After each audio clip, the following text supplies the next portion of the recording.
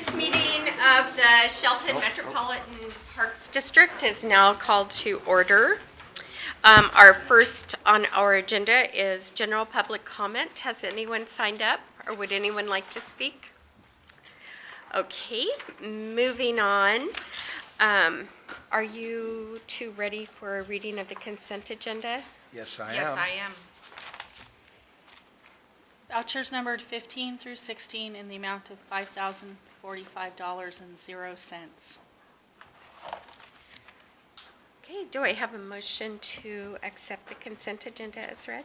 I make that motion to accept the consent agenda for the Shelton Metropolitan Park District as read. I second that.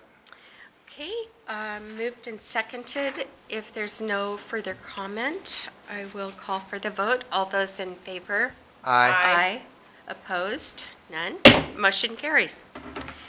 There's no old business, no new business, and I will turn it over to Ryan Wheaton for administration report. We have no administrative report today.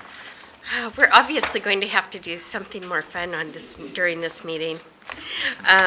Okay, so the next meeting of the Shelton Metropolitan Parks will be March 30th, 2017. This meeting is adjourned.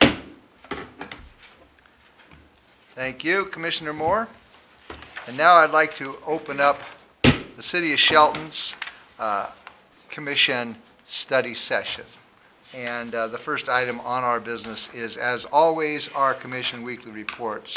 And we start with Commissioner Moore to see what she has on her calendar. Oh my gosh, and I'm sorry.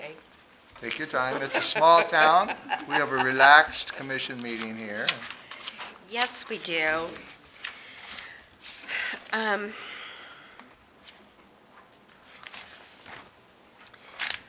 Okay. For this week, I have nothing other than the regular meetings. So, so that was easy. A lot of delay for nothing.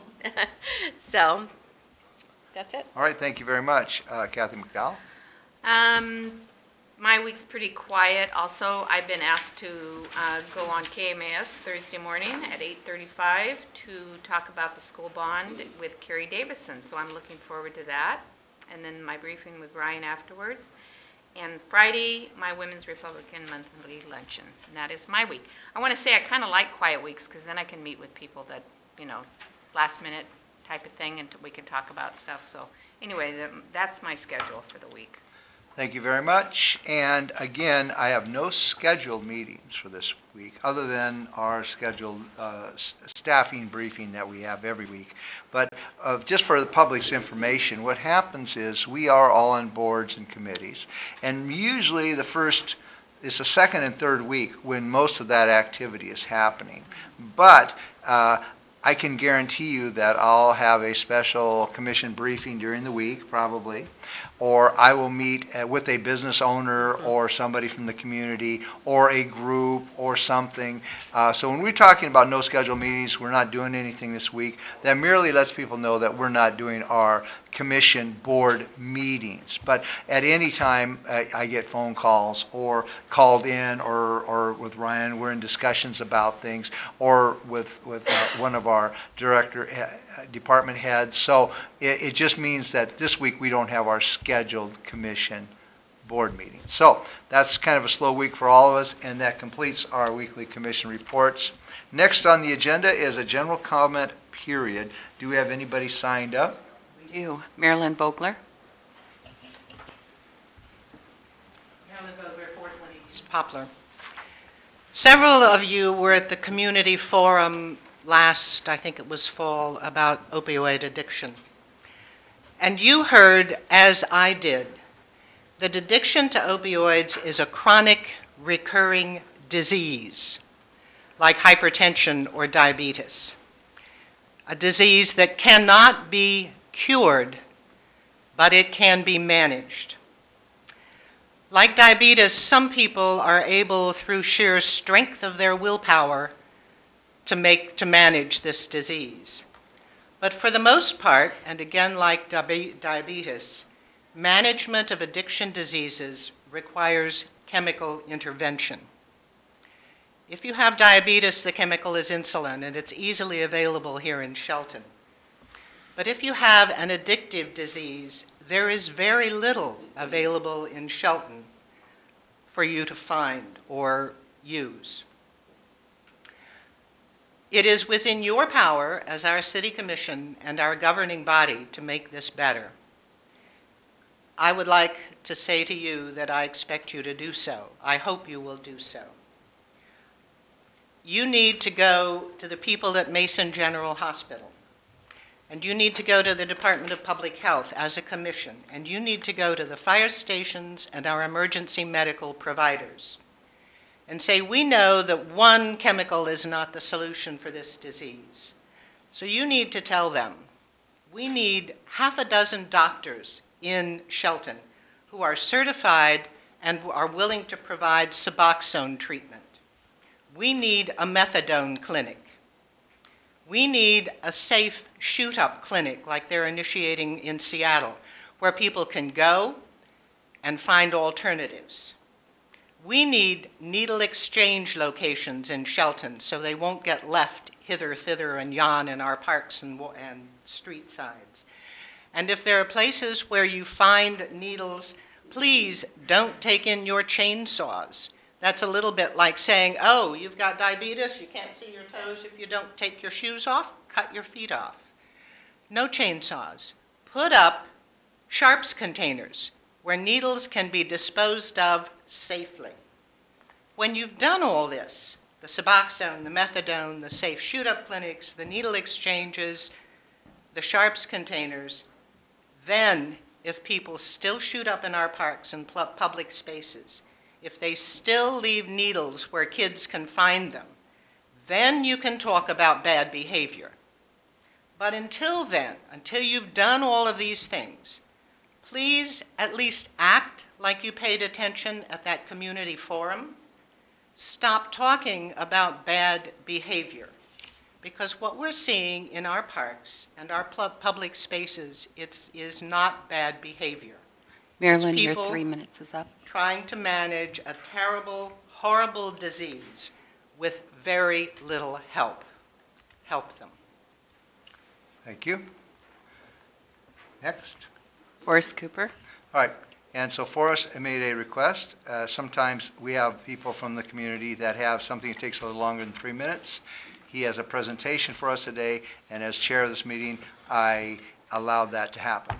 So you better be good for us, or else I will get in trouble for this one. I brought you visual aids, so take a little bit longer to set up.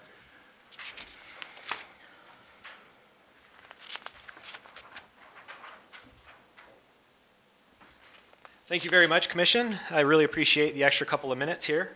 My name's Forrest Cooper. I'm from 409 West Railroad and 807 South 14th. As you know, I own a building and a business on Railroad Avenue. I'm going to go ahead and read you the cover letter that's on this, and then I'll give you a couple of measurements, readings that I took, and then I'll be all done.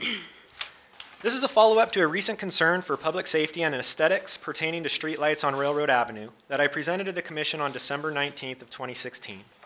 The new LED units installed in the antique-style overhead lights are not only aesthetically unpleasing, but also pose a serious threat to public safety, as they produce light levels well below the standards for a safe downtown. The new LED units are exactly half as bright as the former high-pressure sodium units they replaced. After much research, I am confident we could come up with a solution that will help correct this problem. A few streets in Tumwater are good examples of how to retrofit antique-style acorn lights like those on Railroad Avenue. Tumwater's Public Works was very helpful in providing information and photos on the units used in their retrofit.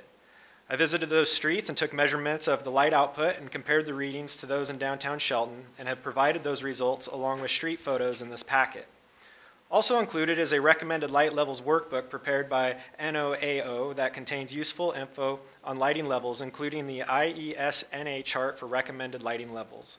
In addition to the aesthetic and safety concerns, LED lighting poses health concerns that should be considered when retrofitting certain areas of the city, especially residential.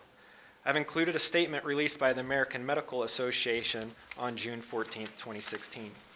It is my opinion the color temperature of LEDs placed in the city of Shelton should be between 3,000 Kelvin and 4,500 Kelvin and should be warmer in residential areas with strict consideration for light trespass on residents, homes, and overall light pollution.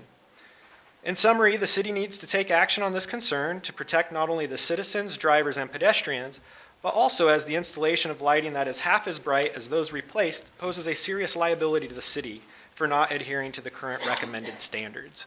So with that, as you can see here in my visual aid, this is a photo taken of Railroad Avenue. This is in between 3rd and 4th. And then this is down in Tumwater, down by the Home Depot, which is on Tidy Drive. These lights are almost exactly what we have. They're similar in height. They're also acorn fixtured. And they did a really nice retrofit, not only on this street, but also along Falls Terrace area, where they also have some of the pedestrian pole lighting too. They had a really good retrofit there. So you can see that visually the comparison of light illumination is far greater here. You've probably noticed it's been a little bit darker downtown. I've noticed a significant inability to see people crossing the street in several of the crosswalks. There's very little light fall on them. In addition, on a rainy day, you can't see any of the lines in the road, and right now we're relying on lines on 2 of our blocks to convey traffic on where to go. So we have to really take this seriously. Here's some light level outputs that I took. Took some readings. So if you look at the chart that's in your packet, the minimum recommended light level for a principal arterial street, which is what Railroad is, with a R2 or R3 street reflective property, with high pedestrian traffic is 17 lux. Now minimum traffic is 13 lux.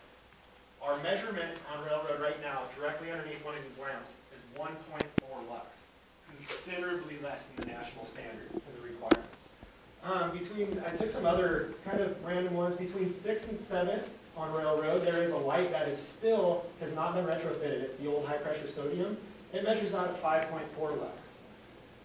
7th and Railroad, where the new lights have been placed at the traffic light down by the hotel or the motel, those are good. They're at 20 lux.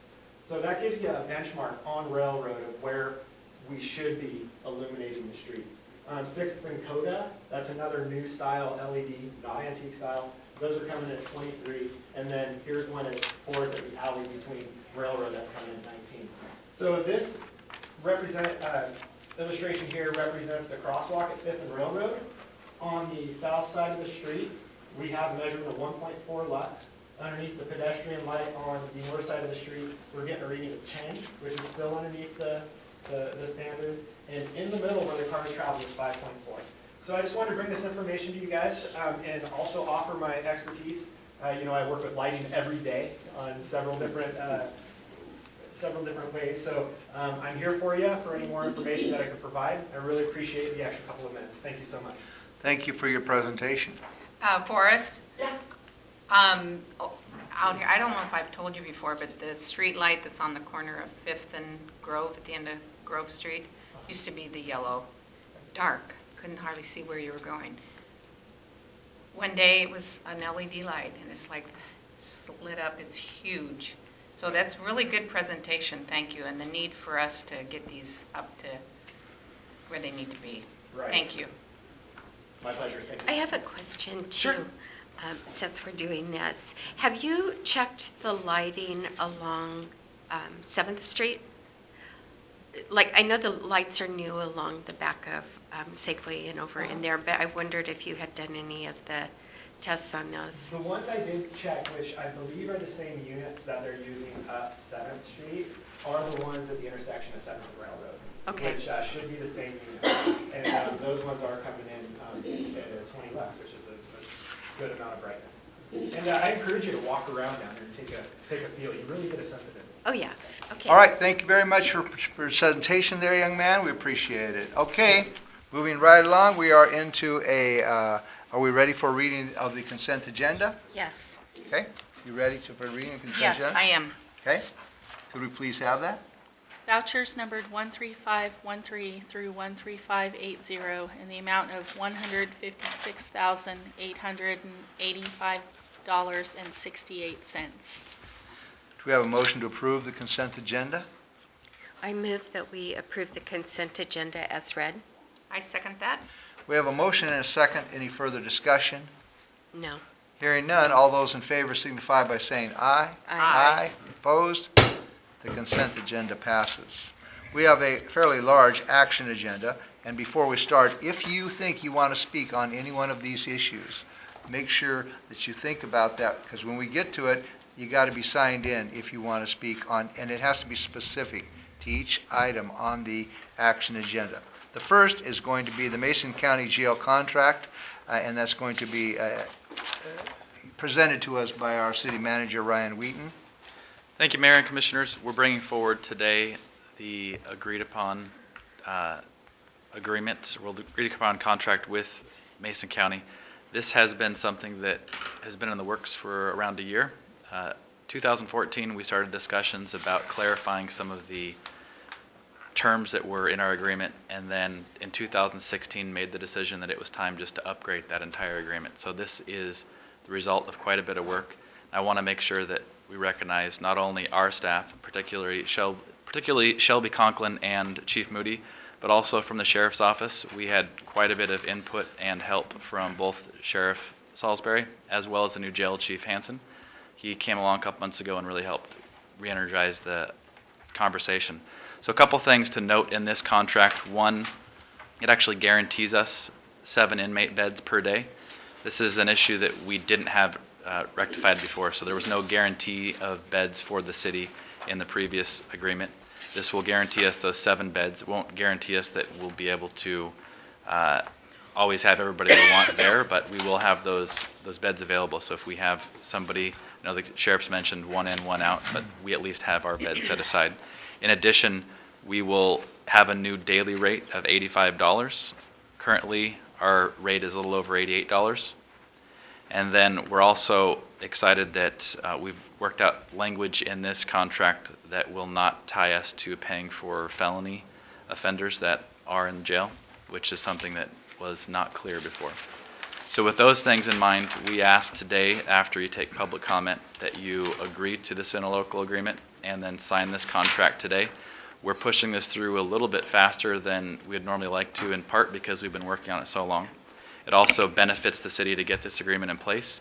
And then we've worked through language with not only the Sheriff's Office, but also the County Commission to make sure that they're ready to go. So once we've signed it, they will work on signing it. It'll be on their action agenda a week from tomorrow. All right. Is there anyone from the public who would like to speak on this subject? Is anybody signed in to speak on this subject? We have no one signed. Okay, so at this time, I would like to start this. I've been involved with this conversation for about a year, and I want to give Ryan Wheaton a huge appreciation award. I don't have anything physical, but just appreciation awards for taking this and walking this through. Chief Darren Moody and others, like you said, I see exceptional work from the staff on this, and I'm 100% for this. So, is there any more comments, questions? So it's $85 a day. Correct. Then on the other side, it says 100 per day for high needs. And what is a high need inmate? Shelby, do you want to answer a question about the difference in And inmates? do we get high need inmates very often?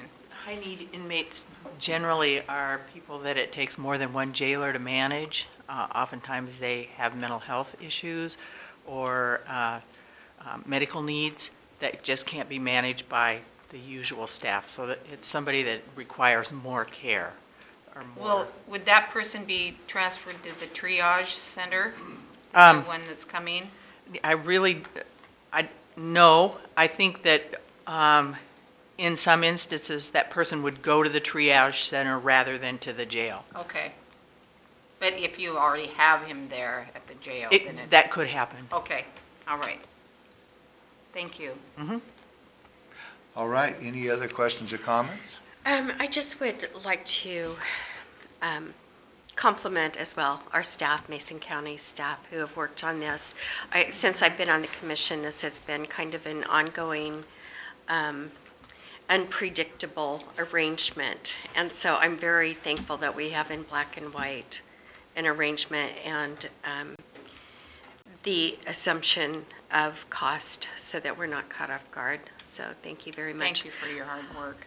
I am in favor of this as well. All right, is there a motion to approve? I move that the commission approve the interlocal agreement for use of the jail facilities with Mason County. Okay, is there a second? I second that. Okay, we have a motion and a second, and all those in favor signify by saying aye. Aye. Aye, opposed? Motion passes. Item number 2 is a resolution, and this is going to be presented to us by our Public Works Director, Craig Gregory. Thank you, Mayor, Commissioners. As we briefed on last week, we have the opportunity to participate in a cooperative purchasing agreement with the Houston-Galveston Area Council for the purchase of large capital items, including the asphalt zipper that was approved in this year's budget. And other than that, I don't have any additional information unless you have questions for me. Any questions or comments for Craig Gregory at I this have time? none. I have none. Thank you. You're welcome. If we have anybody from the public that would like to speak about this agreement, please sign up. Nobody signed up at this time. So I think this is another good piece of work that the staff has done, and that anything that will save the city of Shelton and improve our quality of service is a good thing. So I would accept a motion for this resolution. I move to adopt Resolution 1096-0117 and authorize the mayor to sign the interlocal contract with HGAC by. I second that motion. There's a motion and a second. Any further discussion? Hearing none, all those in favor signify by saying aye. Aye. Aye. Thank you. Motion passes. Item number 3 is another resolution, and this is going to be presented to us by our city manager, Ryan Wheaton. Thank you again. This is something we briefed on last week, so this is a request from staff that we not only adopt resolution to rejoin the Mason Conservation District, but we also sign a petition, or that you sign a petition for inclusion within that district. Nothing's changed in this briefing, but I did make sure to invite John Bollender, who runs the Mason Conservation District, so if we have specific questions, he's happy to come up and answer those now. Why don't you come forward, John, and speak to us a little bit about this partnership? John and I go way back, like 30 years or so, I think. I'm not that old. I'm sorry, I'm that old. Thank you, Mr. Mayor and Commissioners, and Ryan, I appreciate the opportunity to be here today. We look forward tremendously to the collaboration opportunities that exist through our reaffiliation and reconnection with the city. I think you will find that some of the resources and programs and technical expertise that we have on our staff will be of benefit not only to your city departments, but also to your constituents in the city, and we look forward to this opportunity, and quite frankly, look forward to staff moving this initiative on. It came from your staff, not from mine, so thank you for that. And any questions? No, I think this is long overdue. And, yeah. Could you share with everyone exactly what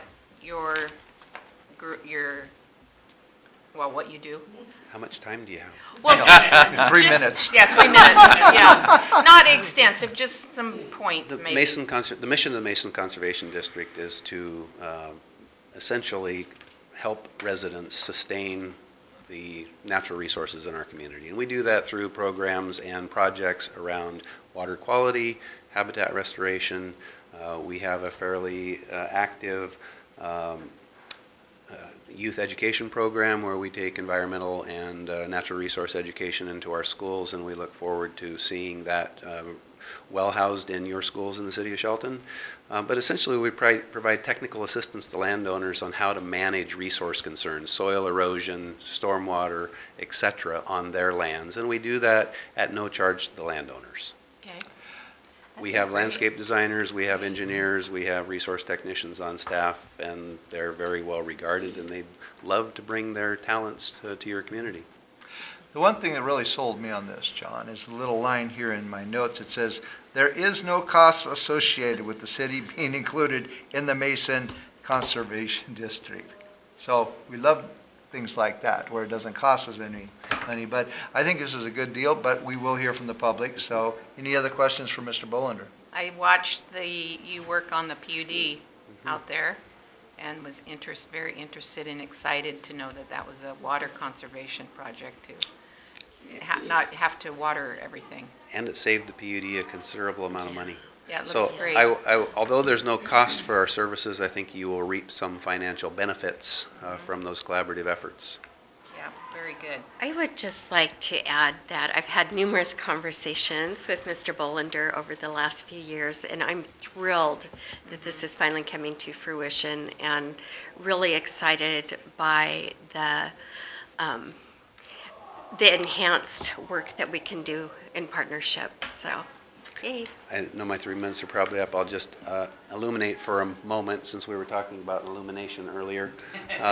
You're all aware of the interlocal agreement that we established a year or so ago to collaborate with Mason Transit Yes. on the transit center development, and that project is currently under design. It's our objective to have that area designed and permitted and installed this construction season. So that will be the first physical presence that you'll see in the city for quite some time through our efforts, and we expect there will be many more. So thank you again for your Thank you. consideration. Thank you very much. Thank you. Is there anybody from the public that would like to comment on this specific item?